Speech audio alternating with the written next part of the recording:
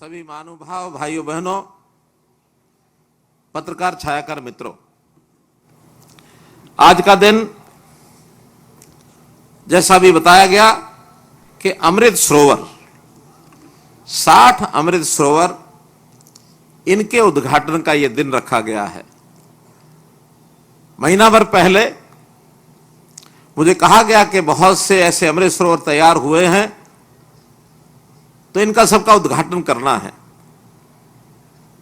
जैसा एक पिछले 6-7 वर्षों से, खास करके कोविड के बाद से हमने एक परंपरा शुरू की है कि इतनी बड़ी संख्या में जब ऐसे प्रोजेक्ट होते हैं उनको किसी एक ही स्थान से उसका उद्घाटन करने से समय भी बचता है, पैसा भी बचता है और लोगों को एक ही स्थान से सब संदेश जा सकते हैं। जैसा अभी ये कार्यक्रम हो रहा है, इसी प्रकार का एक कार्यक्रम आज प्रातःकाल ही हिसार की लुवास यूनिवर्सिटी से मैंने उसको किया है। वहां भी ये जो विभाग है अमृत सरोवर वाला, इसको छोड़ करके बाकी सब विभागों के 152 प्रोजेक्ट जिनका शिलान्यास उद्घाटन हुआ। और संयोग ऐसा है कि आज जैसा 24 जनवरी है, साल 2024 है, और जो मैंने प्रातःकाल 152 प्रोजेक्ट के शिलान्यास उद्घाटन किए, बाद में जब हिसाब किताब लगाया उसकी कुल राशि जो बनती है वो 2024 करोड़ रुपया बनी है। क्या संयोग था आज। तो इस प्रकार एक ही दिन में इतने बड़े प्रोजेक्ट जनता को समर्पित करते हुए मुझे तो खुशी हो ही रही है। हरियाणा की जनता को इस अवसर पर मैं बहुत बहुत बधाई और बहुत बहुत शुभकामना देता हूं। भाइयों बहनों, ये अमृत सरोवर का विषय कहां से शुरू हुआ। देश के प्रधानमंत्री जी ने 2022 में एक आह्वान किया था कि देश भर के जितने भी तालाब हैं इनको तालाब की बजाय अमृत सरोवर नाम दिया जाए और इन अमृत सरोवर की पहले तो सफाई, स्वच्छता, उसके पानी की सफाई करना, फिर बाद में जहां कहीं इसको रेनोवेट करना है, इसको एक प्रकार से इसमें जितना अच्छापन किया जा सकता है इसके पुनर्निर्माण के लिए। क्यों हम देखते हैं, वर्षों से तो हम देख रहे हैं कि इन तालाबों में गंदा पानी बह करके आता है। हमारे अपने घरों से बरसात का पानी भी होता है, घरों का पानी भी होता है, और कहीं कहीं तो मैंने शहरों में तालाब देखे हैं वहां सीवरेज का पानी भी डाल देते हैं।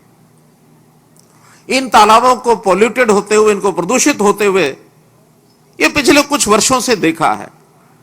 मैं अपना बचपन याद करता हूं। महम चौबीसी का निंदाना गांव, जहां मेरा जन्म हुआ, हम छोटे छोटे होते थे तो तालाब पर जाकर के स्नान किया करते थे। दौड़ करके बुर्जी पर छलांग लगा करके तालाब में जाते थे, तैरते थे, खूब आनंद लेते थे। आज वही तालाब इतने दूषित हो गए हैं कि हमारे पशु भी वहां पानी पीना पसंद नहीं करते हैं। तो एक इस प्रकार की दुर्लभ, एक दूभर समस्या, इसको हल करने के लिए देश के प्रधानमंत्री जी ने आह्वान किया। 22 अप्रैल को 2022 को उन्होंने आह्वान किया था। हमने उसी महीने के अंदर अंदर 1 मई 2022 को उसको फॉलो करते हुए प्रत्येक जिले में 75 तालाब को अमृत सरोवर के रूप में बदल करके इसको ठीक किया जाए। 1650 तालाब का हमने उस समय टारगेट लिया था। मुझे खुशी हो गई आपको बताते हुए कि आज वो काम 1650 के बजाय 2078 अमृत सरोवर बनाने की प्रक्रिया में हम आ गए हैं। हम अपने लक्ष्य को, टारगेट को पार कर लिए। हमने एक काम और हमने आगे किया कि हरियाणा में कुल मिलाकर के तालाबों की संख्या बहुत ज्यादा है और कभी यहां तालाब हर प्रकार की व्यवस्था में काम आते थे। पशुओं की सिंचाई के काम, पशुओं के पीने के पानी के काम आते थे। घरों में भी पीने के अलावा बाकी सब काम हम तालाबों के पानी से करते थे और सिंचाई के भी काम आते थे। एक समय तालाबों की भरमार थी। हमने इन सब तालाबों की व्यवस्था के लिए हरियाणा में एक पॉन्ड अथॉरिटी बनाई, तालाब प्राधिकरण, और तालाब प्राधिकरण के जिम्मे लगाया कि सर्वे करें सर्वे करके पाया गया कि ग्रामीण क्षेत्र के अंदर कुल मिलाकर तालाबों की संख्या हमारी 18,000 के आसपास ये सब तालाब जो है हमको वहां मिले। और केवल ग्रामीण क्षेत्र में नहीं, 900 तालाब जो है वो शहरों में भी मिले, और उन शहरों तालाब को भी ठीक करने का काम हमने उस बीड़े के उठाया। तो और कुल 19,649 तालाब, ये एक टारगेट रखा है, इनको हम ठीक करेंगे। 11,000 के आसपास तालाब इसमें पॉल्यूटेड है, प्रदूषित हैं। बाकी तालाब ऐसे हैं कुछ सूख भी गए हैं, पानी वहां पहुंचता नहीं है। वर्षा का पानी 3 महीने 4 महीने के लिए तो वहां पानी आता, बाद में तालाब सूख जाते हैं। वहां आज भी पशुओं के पीने की व्यवस्था नहीं होती है। तो इस बहुत बड़े काम को करने के लिए ये बीड़ा हमने उठाया, और इस पानी को उपलब्ध कराने के लिए आज ये जो काम शुरू किया गया है, ये हरियाणा भर में लगातार ये चल रहा है। हरियाणा में सिंचाई के नाते से और पीने के पानी के नाते से एक अध्ययन के अनुसार, अगर मैं इसको लीटर में बताता हूं तो 35 लाख करोड़ लीटर, 35 लाख करोड़ लीटर ये पानी हमको चाहिए। चाहे इसमें पीने के लिए है, स्नान करने के लिए है, नहाने धोने के लिए है, खेती के लिए है, सिंचाई के लिए है, हमारे हर प्रकार का उद्योग में इसका बड़ा उपयोग होता है। तो 35 लाख करोड़ पानी चाहिए। आज वही जो स्टडी है, वो जो अनुमान है, वो बता रहे हैं कि हमारे पास जो उपलब्धता है कुल मिलाकर 20 लाख यानी 21 लाख करोड़ लीटर है। 35 चाहिए, 21 है, 14 लाख करोड़ पानी की कमी आज भी हरियाणा में है। और इस पानी की आपूर्ति आखिर तो वर्षा से होती है, पहाड़ों से होती है, जो नदियां चलती हैं उनमें से होती है। हमारे पानी का बहुत बड़ा हिस्सा जो समझौता हुआ था पंजाब के साथ, एसवाइल के माध्यम से हमको मिलना था, सतलुज यमुना लिंक नहर के माध्यम से, वो हमको मिल नहीं रहा है। अब वो अंतर्राज्यीय विवाद है, उस विवाद के हल के लिए हम सुप्रीम कोर्ट तक भी पहुंचे हैं। कब वो हल होगा, कब नहीं होगा, लेकिन अगर हल नहीं भी हो रहा अभी, तो भी पानी का प्रबंधन ये सरकारों के जिम्मे होता, उसको हम कर रहे हैं। और पानी के प्रबंधन के करने के बाद आवश्यक पानी हरियाणा के किसी भी कोने तक पहुंचाने के लिए हमने सफलता पाई है। 300 टेल ऐसी थी हरियाणा में जो हमारे राजस्थान के साथ बॉर्डर लगता हुआ है, चाहे वो हिसार जिला, चाहे वो फतेहाबाद जिले का भी कुछ एरिया, और इसके साथ भिवानी जिला, दादरी जिला, महेंद्रगढ़ जिला, इन सब जिलों का ऐसा बॉर्डर का एरिया जहां 300 टेल पर पानी कभी पहुंचता नहीं था, हमने कोशिश करके उन सब 300 टेल तक पानी पहुंचाया है। हमने प्रबंधन किया है, और प्रबंधन करने के लिए बहुत से काम करने पड़ते हैं, हमने किए हैं। उसके अंदर जैसा मैंने पॉन्ड अथॉरिटी का तो विषय बताया ही बताया है, इसके साथ जो पानी को साफ करने की जो नई नई टेक्नोलॉजी है, सबसे पहले तो तालाब का पानी साफ करना है। उस पानी के तालाब को साफ करने के लिए एक अभी जो अपना सरोवर मैंने देखा है यहां, आज संयोग से सबसे पहले आने के बाद इस गांव में मैं पहले लाइब्रेरी देखने के लिए गया, जो नई लाइब्रेरी आपने बनाई है, बहुत सुंदर लाइब्रेरी बनी है। मैं उसके लिए अपने मंत्री जी हैं, अपने यहाँ की पंचायत है, और यहाँ के जो नौजवान हैं जिन्होंने उसका सहयोग किया, उनको सबका बहुत अभिनंदन करता हूं कि अच्छी लाइब्रेरी आपने यहां बनाई है। उसके बाद ये सरोवर देखने के लिए गया, तो सरोवर में पानी को साफ करने की जो टेक्नोलॉजी वहां मैंने देखी, ऐसा नहीं कि पहली बार यहां देखी है, उसको देखने के लिए मैं पंजाब गया। उस टेक्नोलॉजी का नाम है सींचे वाला टेक्नोलॉजी। और सींचे वाला नाम क्यों है? पंजाब के अंदर एक संत रहते थे, वहां रहते हैं अभी भी, उस गांव का नाम है सींचे वाला। और उन्होंने अपने गांव का जो पानी है उसको साफ करके तालाब में जाने से पहले उसको स्वच्छता कैसे करनी है, एक टेक्नोलॉजी इजाद की। उसको देखने के लिए मैं सींचे वाला भी गया था। और वो सज्जन ऐसे हैं, उन संत को बाद में उसी टेक्नोलॉजी के कारण से पद्मश्री अवार्ड भी मिला है। वो पद्मश्री अवार्ड प्राप्त टेक्नोलॉजी के अन्वेषक, जो सर्च करने वाले, वही टेक्नोलॉजी आज हमारे गांव में यहां देखने को मिली है। मन प्रसन्न हुआ है। तो इस प्रकार से पानी साफ करके तालाब में डाला जाए, पशु भी उसको पी सकते हैं। खेती करने में भी आखिर किसान को आसानी से खेती करने का मन सिंचाई करने का करता है, वरना गंदा पानी तो किसान भी चाहता है कि वह खेत में ना जाए। तो इस प्रकार से सब टेक्नोलॉजी के माध्यम से नई नई जो टेक्नोलॉजी आई है, एक जल शक्ति अभियान जो हमने चलाया है, इस जल शक्ति अभियान में जितने काम किए गए हैं, एक काम उसमें यह भी किया कि हमारी सरकार आने से पूर्व तालाबों की सफाई के लिए और 50,000 रुपया एक गांव में एक तालाब के ऊपर खर्च किया जा सकता था। हमने कहा कि इस 50,000 में ये मुरम्मत और इस प्रकार का, जैसे हम तालाब पर कुछ बगीचा बनाना चाहते हैं, कोई लाइट लगाना चाहते हैं, कोई बेंच लगाना चाहते हैं, कहीं जिम लगाना चाहते हैं, ओपन जिम, तो इसकी राशि बढ़ाई जाए। हमने उस राशि को बढ़ा करके प्रति तालाब 7 लाख रुपया कर दिया है मित्रों, कि अब तालाब के ऊपर 7 लाख रुपया लगा करके आप उसका सौंदर्यीकरण कर सकते हैं, उसका पुनर्निर्माण कर सकते हैं। और उसमें ये जो तालाब मैंने 2048 बताए हैं, ये उसी का परिणाम है कि उन तालाबों पर काम शुरू हो गया है। 60 जो आज उद्घाटन किए गए हैं। एक और जो बड़ा विषय कि इन 60 में से आधे से ज्यादा 31 जो ऐसे सरोवर हैं, वो केवल फतेहाबाद जिले में ही हम करा रहे हैं। 31 तालाब। अब इसके लिए दोनों ही तरफ बात मैं कर सकता हूं। बबली जी को बधाई भी देता हूं, और बबली की चालाकी पकड़ी गई कि सबसे पहले अपने यहां कराओ। अब इसके दोनों अर्थ हैं। सारे प्रदेश में होना चाहिए, इसमें कोई दो मत नहीं है, लेकिन प्रदेश में करने से पहले एक उदाहरण ऐसा प्रस्तुत किया जाए कि लोग बाहर से आए, दूर से आए, देखें कि तालाब सरोवर कैसा होता है, एक गांव, उसका गांव का विकास कैसे होता है। डुलेट गांव, छोटा गांव, सामान्य परिवार हैं, कोई बहुत धनवान लोग यहां नहीं रहते हैं, थोड़े बहुत किसान भी हैं, बाकी मजदूर लोग हैं, लेकिन फिर भी यहां इस प्रकार का सुंदर ग्राम सचिवालय, इस प्रकार का वहां लाइब्रेरी, इस प्रकार का यहां सरोवर, ऐसे सब अच्छे काम किसी गांव में होते तो गांव के अंदर लोगों को मन लगता है। ऐसा कहा जाता है कि विकास तो शहरों में ज्यादा होता है, लेकिन अगर आदमी की आत्मा, आदमी के विचार और आदमी का जो मुद्रा, प्रसन्न मुद्रा होती है, वो गांव के लोगों की ज्यादा होती है। हम हमेशा कहते रहे कि इस गांव के आदमी की आत्मा की प्रसन्नता, ये भाव शहरों में ले जाना चाहिए, ताकि शहर के लोग भी वैसे ही खुश हो जाएं, और शहरों का विकास वो गांव में आना चाहिए, गांव के लोग भी प्रसन्न हो जाएं।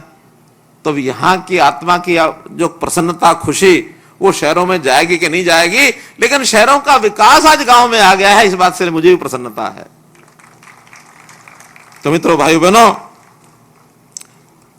हमारी जो टेक्नोलॉजी पानी को लेकर चल रही है, खास करके प्रदूषित पानी को स्वच्छ करने का जो काम चल रहा है, एक केंद्रीय जल प्रदूषण बोर्ड है, ऑल इंडिया लेवल पर है। उन्होंने हमारे प्रदेश के इन कामों की सराहना की है कि Haryana is a model for other states also. तो ये काम पानी के लिए हमने किया है, पानी बचाने के लिए कई मुहिम चलाई है। हमारा किसान भोला भाला किसान होता है, जिधर लग जाए फिर उसी तरह पिल पड़ता है। जहां चने बुआई होते थे, किसी ने रास्ता दिखा दिया, यहां पानी जमीन से निकालो और यहां धान बोना शुरू कर दो। उसने पानी जमीन का निकाला, नहर का पानी मिला कि नहीं मिला, लेकिन जमीन के पानी से बिजली मुफ्त मिल गई, वहां धान बोना शुरू कर दिया, और वहां जो रासायनिक खाद है वो डालने शुरू कर दिए। आमदन बढ़ गई, लेकिन हुआ क्या?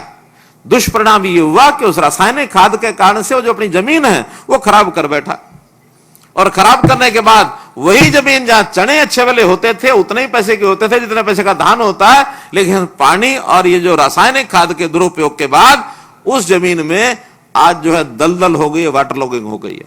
अब वहां फसल का दाना ना चना होता, ना धान होता, ना गेहूं होता, कुछ नहीं होता। आज किसान पछता रहा है। सुबह ही मुझे हमारे डिप्टी कमिश्नर ने और हमारे दूढ़ाराम जी ने दोनों ने बताया कि भट्टू एरिया के बहुत गांव ऐसे हैं जहां पानी जो है वो वाटर लॉगिंग, पानी ऊपर रह गया, पानी नीचे जाता नहीं है। जाएगा कैसे? नीचे की जमीन, उसको तो केमिकल खाद ने हार्ड कर दिया है, पक्की लेयर बन गई है। पानी जो पहले जमीन के अंदर रिस जाता था, आज पानी जाता नहीं है। बरसात के बाद जहां केचुए निकल के आते थे, आज हमारी नई पीढ़ी ने केचुआ ही नहीं देखा। केचुआ क्या होता है? बात ठीक है कि नहीं? नई पीढ़ी को केचुआ नहीं पता क्या होता है। केचुआ ऐसा एक कीड़ा है कि जमीन के अंदर सुराख कर करके 10, 12, 15 मीटर तक नीचे चला जाता है। बरसात के दिनों में फिर ऊपर आ जाता है। उसके जो बिल होते हैं, उस बिलों के माध्यम से पानी नीचे चला जाता है। आज वो सब समाप्त हो गए हैं। हमारे जो बड़े बुजुर्ग किसान यहां बैठे हैं, केचुआ किस किस ने देखा है? केचुआ इतने लोगों ने देखा है। और जो अभी 20-25 वर्ष के नौजवान हैं, उनमें से किसने केचुआ देखा है? उनमें नहीं कोई हाथ खड़ा। इसलिए कि केचुआ नाम का प्राणी समाप्त हो गया है। और ये केवल केचुआ नहीं था, वो हमारे जीवन दाता के नाते से वो पानी को जमीन में ले जाता था। जमीन का पानी हर वर्ष ऊपर उठता था। हम थोड़ा पीने के लिए निकालते थे, थोड़ा उपयोग करते थे, अपने आप एक ऑटोमेटिक राशनिंग थी। आज लगातार हमने निकालना शुरू कर दिया। हमने उसको भी किसान को समझाया कि इसको रोको, जहां धान नहीं बोना चाहिए वहां मत बोए, और अगर धान बोना शुरू कर दिया है तो दूसरी फसलों पर आ जाएं, और हम आपको हर एक फसल का धान बुआई नहीं करोगे, दूसरी करोगे तो 7,000 रुपया सरकार आपको देगी। और ये मेरा पानी मेरी विरासत नाम से योजना चलाई। 7,000 रुपया मिल जाएगा उनको। हमें हर इलाके में नहीं कह रहा है, लेकिन जब पानी बहुत नीचे चला गया है, डार्क जोन हो गए हैं, और डार्क जोन होने के बाद आज समस्या ये आ रही है कि वहां बिजली भी भरपूर मात्रा में लगाते हैं पानी, और हर साल एक यानी पाइप वो नया उसमें डालना पड़ता है 10 फुट का। तो इस समस्या से निजात पाने के लिए हम लोगों को इस योजना पर जरूर आना चाहिए। और मैं उन किसानों का बहुत धन्यवादी हूं जिन्होंने इस योजना को अडॉप्ट किया, और 1,74,000 एकड़ जमीन पर लोगों ने धान बोना छोड़ दिया है। मैं उन किसानों को भी बहुत बहुत धन्यवाद और बधाई देता हूं। तो भाइयों बहनों, हमने रिचार्जिंग वेल, ताकि बरसात का पानी रिचार्जिंग वेल शाफ्ट जिसको कहते हैं, शाफ्ट डाल करके और जमीन के अंदर पानी डालने का प्रावधान भी किया है। 1,000 वेल बनाए हैं अगले वर्ष के लिए, और हमने 1,000 वेल का टारगेट रखा है, ताकि इससे भी पानी जो है जमीन में जाएगा, और इसके कारण से हर वर्ष 8,000 एकड़ जमीन उसकी सिंचाई हम ज्यादा कर पाएंगे। क्योंकि जमीन ज्यादा सिंचाई हम कर पाए, इस ओर हमको आगे बढ़ना है। अगर मैं जमीन का हिसाब आपको सारा बताऊं तो हरियाणा की कुल जमीन जो खेती लायक है वो है 95 लाख एकड़। आज सिंचाई जिसमें से कैनाल की सिंचाई केवल 45 लाख एकड़ होती है। 50 लाख एकड़ ऐसी है जहां नहर का पानी नहीं जाता है, या तो बरसात का पानी होता है या ट्यूबवेल का पानी होता है, उसी में से हम सिंचाई कर सकते हैं। धीरे धीरे उसको कम करना, यानी और सिंचाई के साधन बढ़ाना, वो पानी इसी प्रकार से साफ करके बढ़ा सकते हैं। पानी की ओर जितना गंभीर होना चाहिए उसकी बहुत बड़ी जरूरत है। शहरों में पानी वेस्ट करते हैं खूब लोग, क्योंकि पानी की सप्लाई भी वहां ज्यादा होती है, लेकिन उसको साफ नहीं करते हैं, बल्कि बाद में फिर कीचड़ बनता है, बाढ़ आती है। हमने उसको भी पानी के ट्रीटमेंट प्लांट लगाए हैं, और ट्रीटमेंट प्लांट लगाने के बाद उस पानी का दोबारा से उपयोग करना, उद्योग में उपयोग करें, बागवानी में उपयोग करें, सिंचाई के लिए करें, उद्योग के लिए करें। पावर थर्मल प्लांट जो है उसमें पानी लगता है, उसमें भी हम डाल रहे हैं। और पिछले 3 सालों के अंदर जो हमने इसमें योजना बनाई है, 200 ऐसे प्लांट वाटर ट्रीटमेंट के वो हमारे लगे हैं, जिसमें 700 क्यूसेक पानी उसका उपलब्ध हो रहा है, जो हम उपयोग कर रहे हैं। यानी इन सारी चीजों के लिए मैं इसलिए आपको बता रहा हूं कि पानी के बारे में जो धारणा बनी हुई है, एक शब्द बोला जाता है पानी अमूल्य है। अब ये अमूल्य कह देते हैं तो इसके 2 अर्थ निकाल लेते लोग, और उसमें से एक अर्थ ये लगाते हैं पानी अमूल्य है, कोई पैसा लगता नहीं, मुफ्त का है। जबकि अर्थ यह है कि पानी बेशकीमती है, किसी भी कीमत पर पानी खरीदा नहीं जा सकता है, पानी बनाया नहीं जा सकता है। हम कोई एक मशीनरी तो बना सकते हैं, हम कपास से रुई, और रुई से कपास, कपास से धागा, धागे से बुन करके कपड़ा, कपड़े के बाद अपना कमीज, ये तो बना सकते हैं। जिस कुर्सी पर हम बैठे हैं कुर्सी तो बना सकते हैं, लेकिन कोई कहे पानी बना के दिखाओ तो पानी बन नहीं सकता है। मित्रों, पानी इसलिए बेशकीमती है, अमूल्य है, इसको व्यर्थ नष्ट ना करें। पानी का महत्व हम कम जानते हैं। क्यों जानते हैं कम? कि हमारे यहां ऊपर नीचे पानी की बहुलता बहुत है, समुद्र में पानी, बरसात में पानी, जमीन में पानी, सब जगह। लेकिन स्वच्छ पानी जब नहीं मिलेगा तो हमारा जीवन संकट में आ सकता है।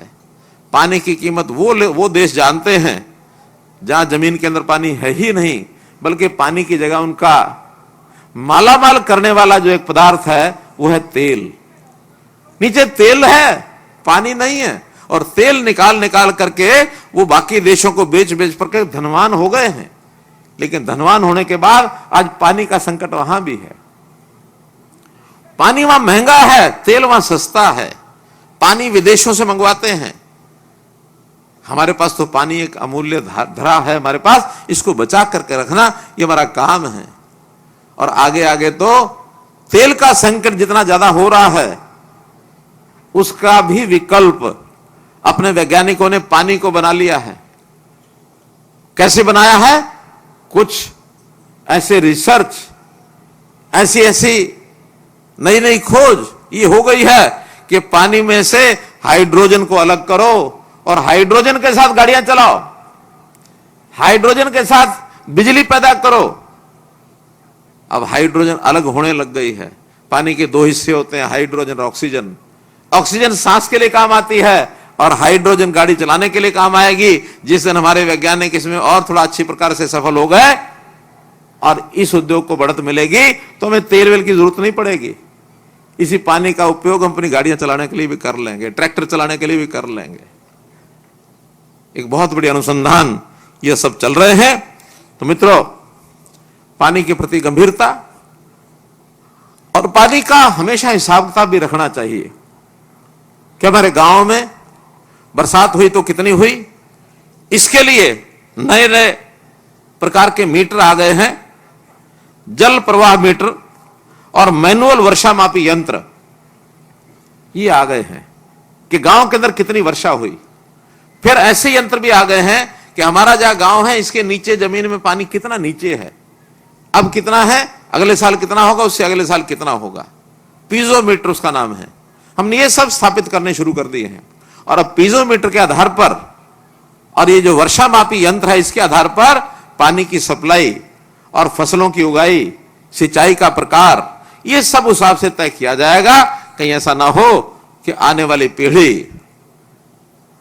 पीढ़ी को विरासत के रूप में जमीन तो देके जाएंगे, जिसके पास जितनी हो दे जाएगा अपनी पीढ़ी को, लेकिन बिना पानी के दे के गए तो आने वाली पीढ़ी हमको गालियां देगी, हमको कहेगी कि हमारे बाप दादा को इतनी समझ नहीं थी कि जो पानी नहीं बचा सके। मित्रों, ये विषय एक ऐसे प्लेटफॉर्म पर मैं कह रहा हूं जिस प्लेटफॉर्म पर शायद पहले कभी नहीं कहा गया होगा। आज मैं यहां से 9 और जिले जो लोग इन बातों को सुन रहे हैं, वहां की जनता समेत इस विषय का आह्वान करने के लिए आया हूं कि हम पानी का सदुपयोग करें, दुरुपयोग न करें। पानी की जितनी जरूरत है उतना उपयोग करें। उपयोग करने के बाद उस पानी को रिसाइकल करें और रिसाइकल करने के बाद उसको रीयूज करें। यानी जो पानी तालाब का है या हमारे ट्रीटेड वाटर जो प्लांट से आता है, एसटीपी से आता है, इस एसटीपी के पानी को भी शहरों में, गांव में, सब जगह उसका पुनः उपयोग करें और पानी का साइकिल चलता रहे। और जो फिर कमी पड़ेगी वो प्रभु कृपा करेंगे, बरसात भी आएगी, नदियों से जितना पानी हमको मिल पाएगा उतना नदियों से पानी लेंगे और खेतों में भी उसका सदुपयोग करने के लिए, हमारी जमीन को ठीक करने के लिए ये जो हम जहरीला पदार्थ केमिकल खाद डालते हैं, इसकी बजाय नेचुरल खेती की तरफ जाएं और प्राकृतिक खेती, हमारे जो पशुधन है उस पशुधन का गोबर और गोबर से बनने वाले अनेक प्रकार के खाद हैं उनका उपयोग करें। उसका लाभ जो खेतों में पैदावार होती है, उस पैदावार में भी आज बहुत से ऐसे केमिकल एलिमेंट्स बचे रहते हैं जिसके खाने से और शरीर खराब होता है। कैंसर नाम की बीमारी इन्हीं कारणों से बढ़ रही है। आज से कुछ साल पहले कैंसर वैंसर नहीं होता था और अब कैंसर इतना हो गया है कि बठिंडा से एक ट्रेन चलती है बीकानेर और राजस्थान में जाती है, वहां कोई कैंसर के वैद्य हैं कैंसर को ठीक करने के, वो नाम ही है क्या, कैंसर ट्रेन। कैंसर ट्रेन भर के जाती है, जगह जगह अब अस्पताल खुल रहे हैं, तरह तरह की बीमारियों में कैंसर की बीमारी के लिए अलग से अस्पताल खुलने लग गए हैं। हमारे यहां झज्जर जिले में बाड़सा के अंदर 1000 बेड का केवल कैंसर हॉस्पिटल है। अंबाला में भी हमको कैंसर के लिए अलग से हॉस्पिटल बनाना पड़ा है। तो कई ऐसे रोग जो हमारे खाने पीने के साथ जुड़े हैं, उसमें हमारे खान पान में ये जो केमिकल खाद है, ये बहुत बड़ा एक दोष पैदा करता है। इससे हमको बचना चाहिए।